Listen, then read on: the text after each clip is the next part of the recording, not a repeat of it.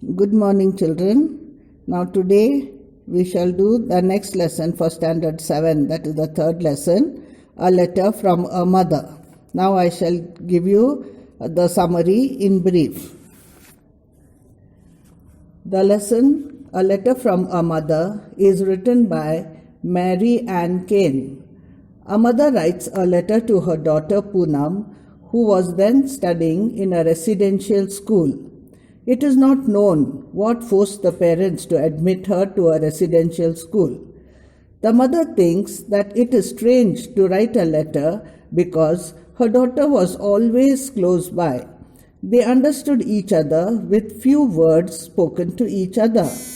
But now her daughter is away from home and she is growing up quickly. Before long, her daughter will become independent and will be ready to fly away like a bird. The mother also says that she will be overjoyed to see her strong and confident, even though it is sorrowful to be apart from her daughter. The mother advises her daughter the advantages of being apart and growing independently.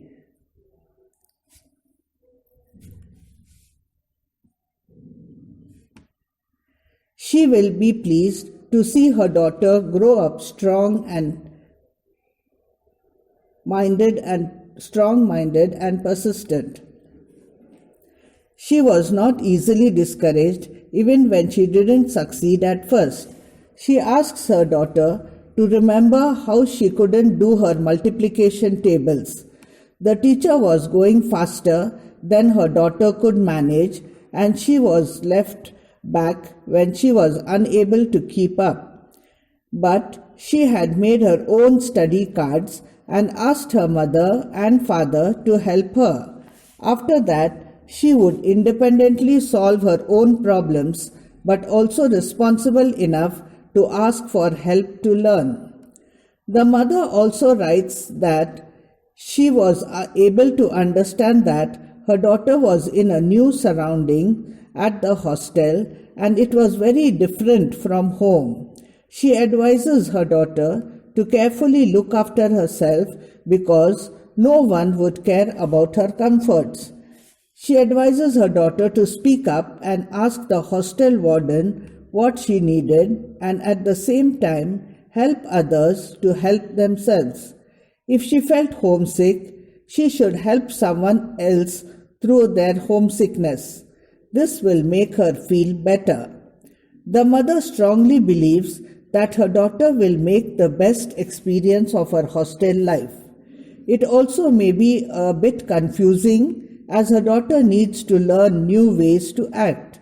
So she urges her daughter not to be afraid to try new activities or make friends with new people. Finally, she advises her daughter to look after her own happiness instead depending on others. She also asks her daughter to look after others' welfare also. The mother is confident that her daughter is capable of such a responsibility as she had always done it before. She asks her daughter to be careful enough to not let her new surroundings confuse her too much.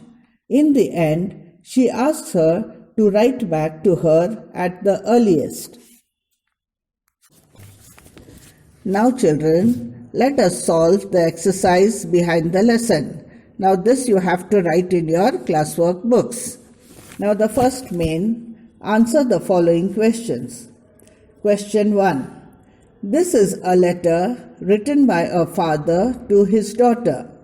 Answer, not true. Question 2. What do you think the age of the daughter in this lesson could be? Answer. The age of the daughter could be 12 or 13 years. Question 3.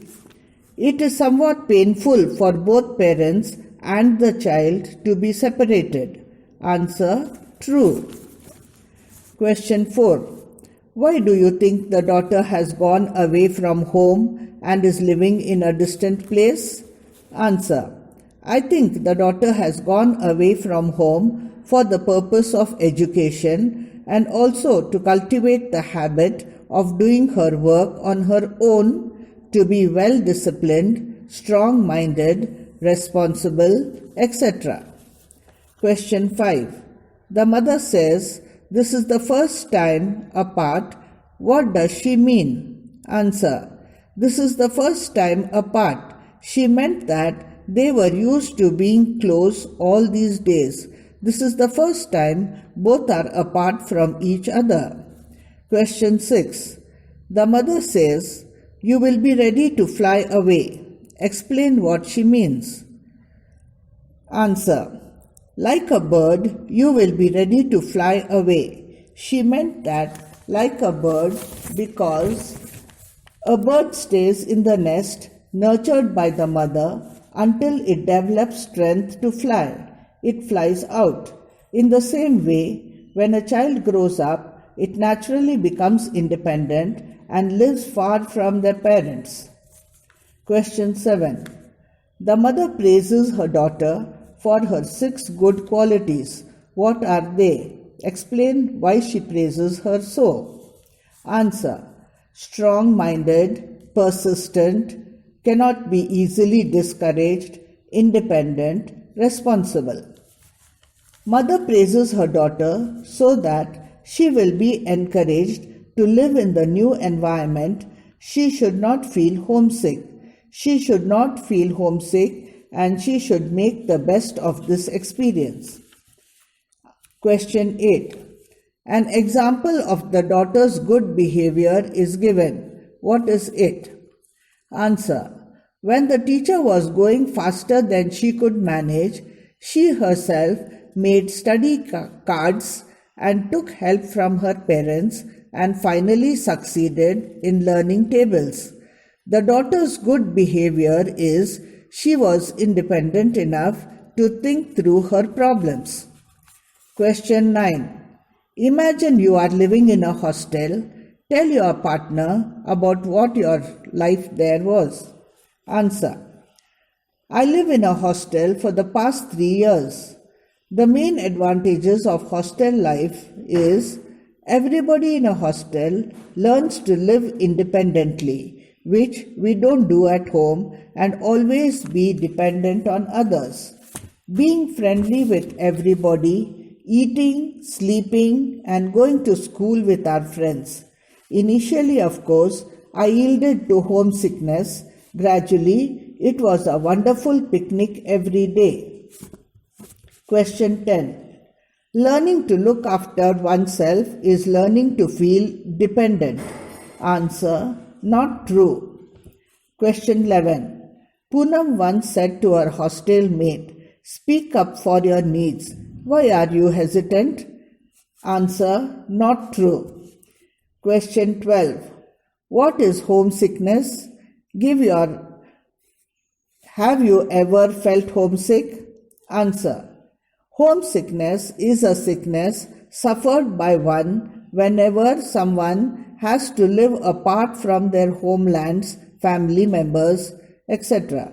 Yes, I felt homesick when I went to camp for 10 days. Look at the third sentence in paragraph 5. Rewrite it as 3 simple sentences. Answer. Begin like this. Are you homesick? If so, help someone else to overcome homesickness. That may help you feel better. Question 14. What good qualities can hostel life develop according to Mary Ann Kane? Give examples. You can use these words: broad-mindedness, sympathy, helpfulness. Answer. Hostel life develops the good qualities of being independent, responsible, persistent, broad-mindedness, sympathy, helpfulness. According to Mary Ann Kane, hostel life teaches independence, helps to do their work on their own, and also cultivate the quality of responsibility. Sympathy. Whenever we find someone homesick, we have to show sympathy and help them to come out from their homesickness. The hostel life teaches us to show concern about others, how to cope with new situations, to overcome any confusion which happens at the time of learning new ways or getting introduced to new people. Hostel life helps to develop the sense of oneness, that is, broad-mindedness. Question 15. The mother tells her daughter, "It is good to be an introvert." Answer, not true. Question 16. It is good to be an introvert or an extrovert. Tell your partner about this. Answer, it is good to be partly extrovert and partly introvert depending upon the circumstances. Being totally introvert shows the sign of selfishness. Sometimes an introvert person suffers a lot from his loneliness one or other day. Now come to main E, use of words. Write the noun forms for the verbs given. First example, choose, choice. Second, live, life. Third, lose, loss. Fourth, sing, song. Fifth, speak, speech. Sixth, run is run. Now, the third main, write the verbs for the nouns given. Example, bath, bathe. Second, food, feed. Sail, sell. Cheer is cheer itself. Fifth, check is also check. Now come to the fifth main. Circle the odd one out. First one, economics, economist, sociology, history.